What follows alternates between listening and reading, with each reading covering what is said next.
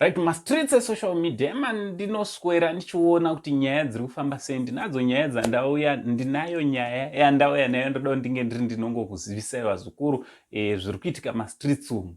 So chiteerera, kana wanga usati wasubscribe paSaint TV, kana uchiripo ubai subscribe button, otena on notification bell kuitira pega patinowinza nyaya dzichipisa, pega patinokupai mtakunanzva napitapi, aiwa you'll be notified. Aiwa zukuru, musanyanyoita mafeelings nechannel inoi. Handiti channel inoi haisi yekunyanyoita mafeelings. Handiti unoputika sekura vanaka nebasa nazvo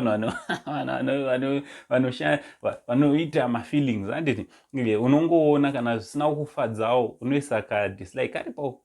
Kana zvakufadza unoisa like. Kana wangoona kuti uri munyowani handisi kunakirwa zvakanyanya, usanyanya waste data rako. Handiti muzukuru, pane kuti uzotituka kucomment section, tokudzorera uzoita BP futi.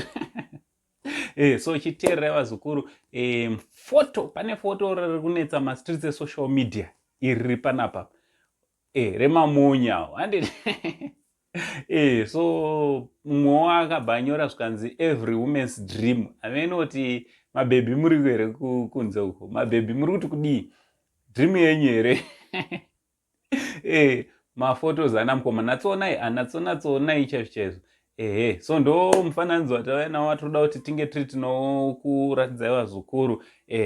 Watati tiuye kuzobvunzaiwo kuti maBaby bho here kana kuti haufa. Handiti kana iri bho titotanga kutoenda kujima, asi sekuru maiziva kuti zvejim wakatombozvi mazuva ndogona kutoenda kujima ndoonekerewo. So ndo zvatati tikuinze. Comment section is open. Katende tinokomenta. From Hanzi, the only Zimbabwean uncle. Pari zvino chiti much love.